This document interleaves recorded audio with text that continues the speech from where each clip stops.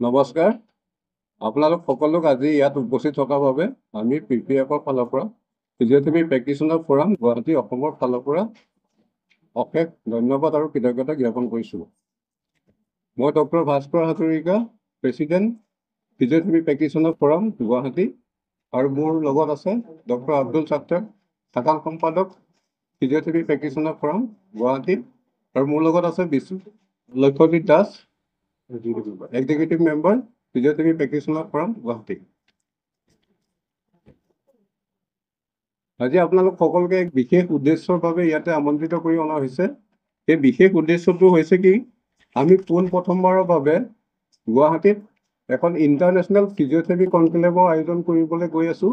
অহা বছৰ ফেব্ৰুৱাৰী মাহত 13 আৰু 14 তাৰিখে PWD অডিটৰিয়াম দিছপুৰ।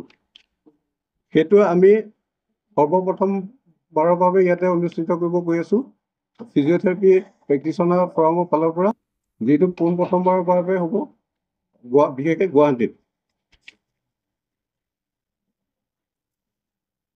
এই বিশেষ ইণ্টাৰনেশ্যনেল কনক্লেভখনৰ খবৰটো আপোনালোকৰ মাধ্যমেৰে সমগ্ৰ ৰাজ্যলৈ জনোৱা হৈছে। আমি অনুৰোধ কৰিছোঁ আপোনালোকে আমাৰ এই কনক্লেভটোত সহায় সহযোগিতা আগবঢ়াব আৰু ৰাইজলৈ বাতৰিটো প্ৰচাৰ কৰিব। এই বিশেষ কনক্লেভখন ইণ্টাৰনেশ্যনেল হ'ব। বিশ্বৰ বিভিন্ন দেশৰ বিশিষ্ট ফিজিঅথেৰাপিষ্টসকলে ইয়াতে অংশগ্ৰহণ কৰিব। লগতে আমাৰ দেশৰ বিভিন্ন খ্যাতনামা ফিজিঅথেৰাপিষ্টসকলৰ দলে অংশ ল'ব। লগতে আমাৰ বিভিন্ন মেডিকেল চিকিৎসকসকলেও ইয়াতে অংশগ্ৰহণ কৰিব। তাৰ লগতে বিভিন্ন ফিজিঅথেৰাপি শিক্ষানুষ্ঠানত যিখিনি ছাত্ৰ ছাত্ৰী শিক্ষা গ্ৰহণ কৰি আছে, তেওঁলোকেও প্ৰায় 1000ৰো অধিক ছাত্ৰ ছাত্ৰী আমাৰ এই কনক্লেভখনত অংশগ্ৰহণ কৰিব বুলি আমি আশা কৰিছোঁ। এই কনক্লেভখনৰ লগত জড়িত ৰাখি আমাৰ কেইবাটাৰো প্ৰি কনক্লেভ ৱৰ্কশ্বপো আয়োজন কৰা হৈছে, য'ত ৰাষ্ট্ৰীয় আৰু আন্তঃৰাষ্ট্ৰীয় পৰ্যায়ৰ প্ৰশিক্ষকৰ উপস্থিত থাকিব। লগতে তেওঁলোকে আমাৰ ছাত্ৰ ছাত্ৰীসকলক বিশেষ ধৰণে প্ৰশিক্ষণ প্ৰদান কৰিব। তাৰ সহায়ত এক বহল জ্ঞানৰ আদান প্ৰদান হ'ব ছাত্ৰ ছাত্ৰীসকলৰ মাজত। লগতে এখন ইণ্টাৰ কলেজ ক্ৰিকেট টুৰ্ণামেণ্টো থাকিব। আমি এইখিনি আয়োজন কৰা হৈছে গোটেইখিনি কনক্লেভখনৰ লগত সংগতি ৰাখি। বাকীখিনি মই অনুৰোধ কৰিছোঁ আমাৰ সম্পাদক ডক্টৰ আব্দুল ছাত্তাৰ মহোদয়লৈ, তেখেতে গোটেইখিনি ডিটেইলছ ক'ব। ধন্যবাদ। ধন্যবাদ জনাইছোঁ আকৌ পুনৰবাৰ সকলোকে যে আপোনালোক ইয়ালৈ আহিছে, আজি এই সন্ধিক্ষণত আহি পাইছে আমাৰ লগত, আপোনালোকে আমাক সহযোগ কৰিবৰ কাৰণে আহি পোৱাৰ কাৰণে। আমাৰ যিটো আমাৰ সংগঠন আছে ফিজিঅথেৰাপি প্ৰেক্টিচনাৰ ফৰাম, উত্তৰ পূৰ্বাঞ্চলৰ নৰ্থ ইষ্ট ফিজিঅথেৰাপি প্ৰেক্টিচনাৰ ফৰামৰ ফালৰ পৰা যে সাধাৰণ সম্পাদক মই আপোনালোকক ধন্যবাদ জনাইছোঁ ইয়াত উপস্থিত হোৱাৰ বাবে।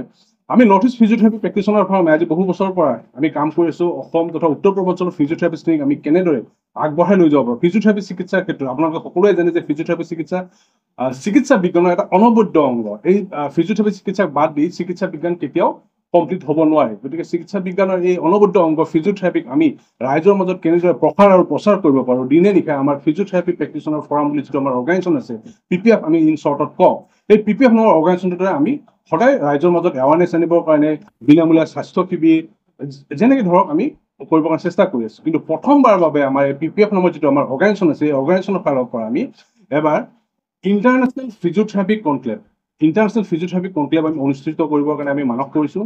অহা ফেব্ৰুৱাৰী 13 আৰু 14 তাৰিখে যি ইণ্টাৰনেশ্যনেল ফিজিঅথেৰাপি কনক্লেভত বিশ্বৰ বিভিন্ন দেশৰ Cameron, Uganda, central Africa, Sri Lanka, Nepal, Thailand, বিভিন্ন দেশৰ পৰা প্ৰতিনিধি আহিব।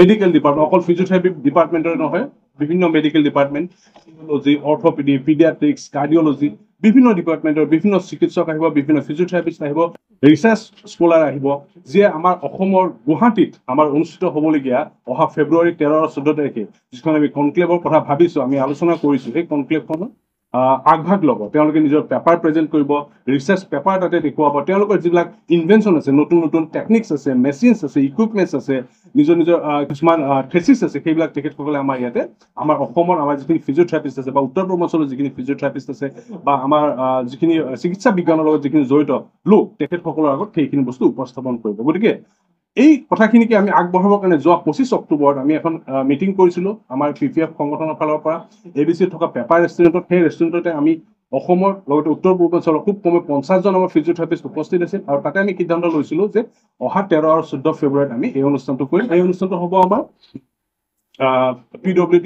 PWD কনভেনশ্যন চেণ্টাৰ দিছপুৰ, আপোনালোক সকলোৱে চিনি পায়, তাতে হ'ব 13 আৰু 14 তাৰিখে। গতিকে মই আপোনালোকৰ দ্বাৰা প্ৰিণ্ট মিডিয়া হওক বা আমাৰ যিখিনি মিডিয়া বুলি কৈছোঁ ডিজিটেল মিডিয়া আৰু প্ৰিণ্ট মিডিয়াৰ মাধ্যমৰ দ্বাৰা মই আমাৰ অসম তথা উত্তৰ পূৰ্বাঞ্চলৰ যিখিনি কলেজ আছে বা ৰিচাৰ্চ পাৰ্চন আছে বা ফিজিঅথেৰাপিষ্ট আছে, তেওঁলোকে এটাই মেছেজ দিব বিচাৰিছোঁ যে আপোনালোকে আমাৰ লগত যোগাযোগ কৰক। এই কনক্লেভখন যিহেতু আমি ইণ্টাৰনেশ্যনেল পাতি আছোঁ, বিশ্বৰ বিভিন্ন দেশৰ পৰা মানুহ আহিব ইয়াতে, এইখন আমি আটক ধুনীয়াকৈ যাতে কৰিব পাৰোঁ। আমি অসমৰ অকল ফিজিঅথেৰাপি চিকিৎসাই নহয়, যাতে অসমৰ আমি ভৌগোলিক অৱয়ব আমাৰ বিশ্বৰ আগত আমি দাঙি ধৰিব পাৰোঁ। আমাৰ অসমত কিহৰ কাৰণে বিখ্যাত, আমি কি কি কৰিব পাৰোঁ, আমাৰ অসমলৈ কি কি সম্ভাৱনা আছে, এইখিনি আমি যাতে ৰাইজৰ আগত লৈ যাব পাৰোঁ। মোক কেমেৰুনৰ এজন ফ্ৰেণ্ডে ফোন কৰিছিলে যে মই যদি অসমলৈ যাওঁ, নৰ্থ ইষ্টলৈ যাওঁ, আপুনি কি দেখুৱাব?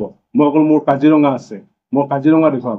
মোৰ গড় আছে এশিঙীয়া গড়, পৃথিৱী বিখ্যাত, মই এশিঙীয়া গড় দেখুৱাম। মই মাজুলী দেখুৱাম আপোনাক, মই উমানন্দ দেখুৱাম আপোনাক, মই আপোনাক কামাখ্যা টেম্পল লৈ যাম। তো এনেকুৱা ধৰণৰ আমাৰ যিখিনি টুৰিজিম ছেক্টৰ আছে, এইখিনি ঠাইও আমি যাতে প্ৰমোশ্যন কৰিব পাৰোঁ আমাৰ ইণ্টাৰনেশ্যনেল কনক্লেভৰ দ্বাৰা, এইবোৰ আমি এটা প্ৰচেষ্টা কৰিম। গতিকে মই আপোনালোকৰ প্ৰচাৰ মাধ্যমতে এইটোৱে আহ্বান জনাইছোঁ, আপোনালোকে এইখিনি যাতে ৰাইজৰ মাজলৈ লৈ যায়, আমাক এই অনুষ্ঠানতে আমি খুব জাক জমকৰে ধুনীয়াকৈ কৰিব পাৰোঁ, সেইখিনিয়ে আমাৰ কথা। ধন্যবাদ।